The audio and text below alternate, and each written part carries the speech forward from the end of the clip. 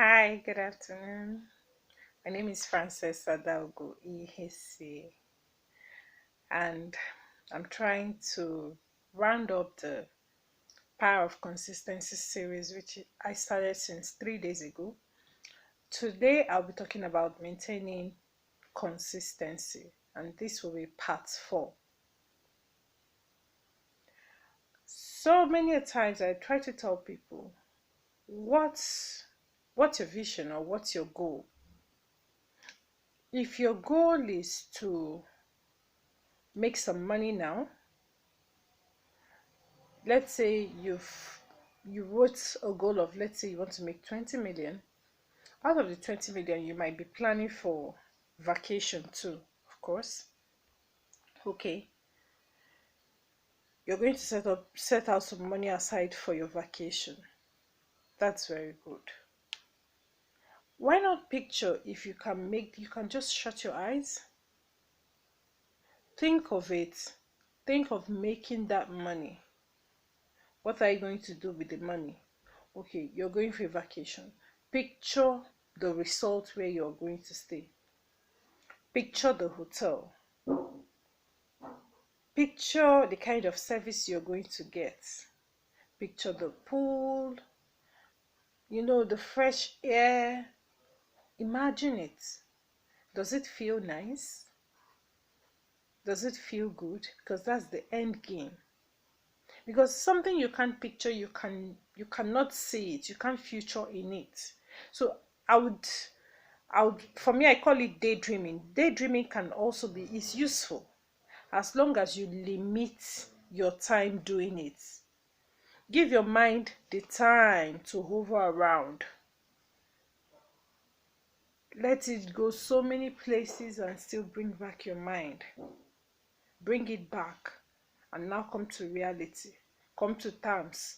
So how do you now make things to work out? How do you now make things to go according to the plans you have for yourself? So this it can help you process and assess situations, and also help you to keep your consistency and goals, because you will come up with ways to get the potential obstacles out of the way. You get out obstacles out of the way because you don't have a vague goal. Let's say it's about making the money and doing a vacation, right? So that goal now is just to make the money. What do you do to make the money? You write out how you're going to make the money, action plans actually. Then the end game is to go for a vacation. So you see the way it works. Then again, meditation. Have a meditation time. I'll recommend early in the morning, at least 10 to 15 minutes before you have your bath. As soon as you finish your prayers, just do a 10 to 15 minutes mind juggling meditation. Or before you go to bed. And sit down, breathe in, breathe out. Breathe in again, breathe out. At the last time when you're breathing out, try to keep your head in the breathe out. Just position your mind. Okay, you've your breath is out. How do you now picture where you want to be? How do you now picture that vacation, that result, stuffs like that? Meditation. So meditate about something, you know what you want to meditate about. Have it clear. And whenever your mind is trying to move away, bring it back. Because as human beings, we have more than a million things in our minds. So it's only natural for your mind to move away, but always try to direct it back. Then plan for failure. Everyone fails. You need to understand that. But the most painful aspect of it is a lot of people don't plan. They don't plan. Okay, what if it doesn't happen? I'm not trying to say you should put it at the. You should just keep thinking it won't work, but always prepare your mind that it's not everything you put your hands into that works. So come to terms with it and have a proactive solution. For example, you want a contract and you wrote a proposal.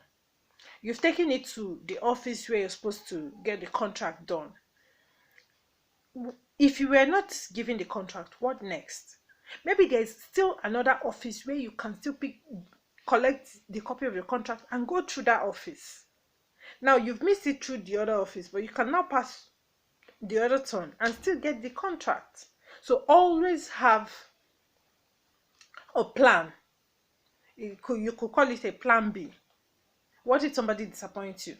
You pass the other way. So, and you still achieve your end goal. There are so many ways to kill a rat. So always make sure you have so many ways to still achieve your goal.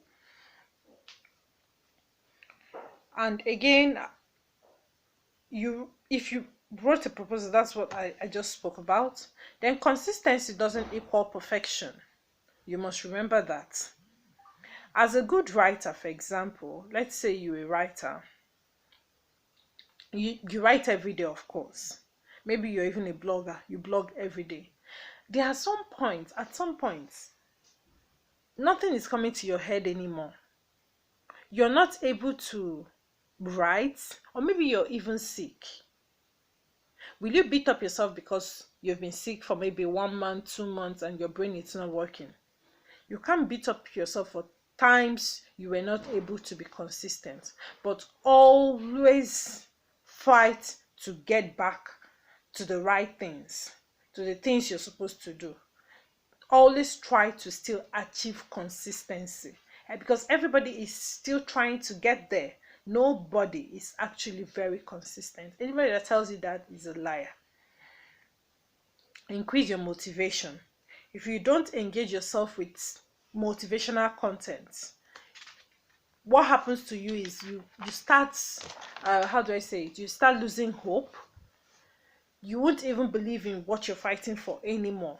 So engage yourself with motivational content, talks, videos, audios, anything that motivates you, that burns this, that gives you a passionate thinking or a passionate push towards your goal.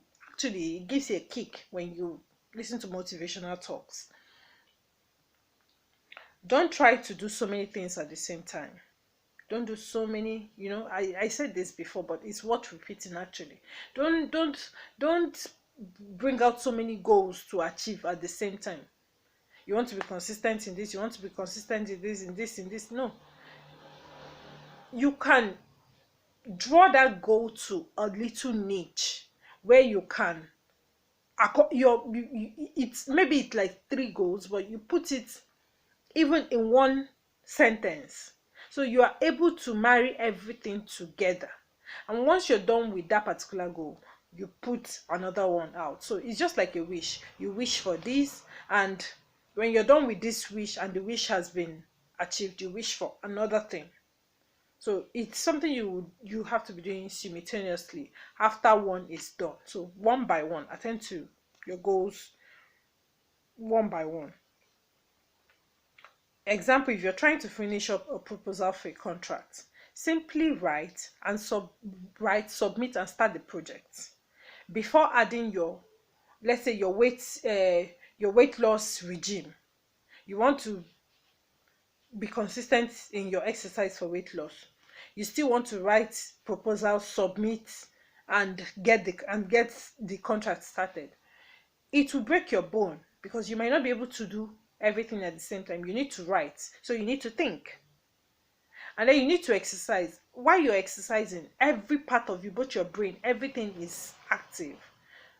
So you can't actually do everything at the same time. So you might just keep the exercise part, the losing weight aspect, and finish with your proposal, which brings in money actually. And then the money it brings in now fuels your joy to do the exercise. That's my feeling. I don't know if it will work for you. Always remind yourself why Why is it important for you to be consistent in that exercise? Why is it important for you to be consistent in that book you're writing? Why?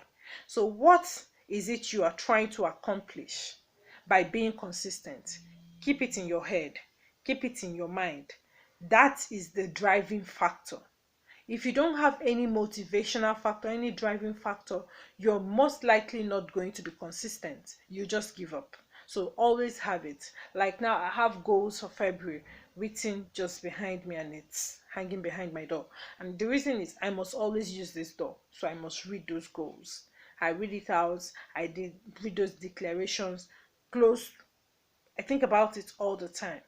Even when it looks like I'm going to lose hope, I just remember how it will be if I achieve everything. So always think about it. Never ever give up on yourself. Don't self sabotage. Don't try it. In fact, it kills more than poison. Build your mindset and you achieve everything you want to achieve. Be hopeful. Know that you're strong. And with the words of your mouth, you can make everything to fall in place. So do not slander yourself with your mouth anymore. Don't try it. And I hope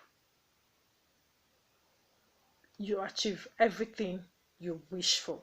I wish you all the best. And I hope this Power of Consistency series actually helped you, because I also took out time to make my notes to make sure I give great value.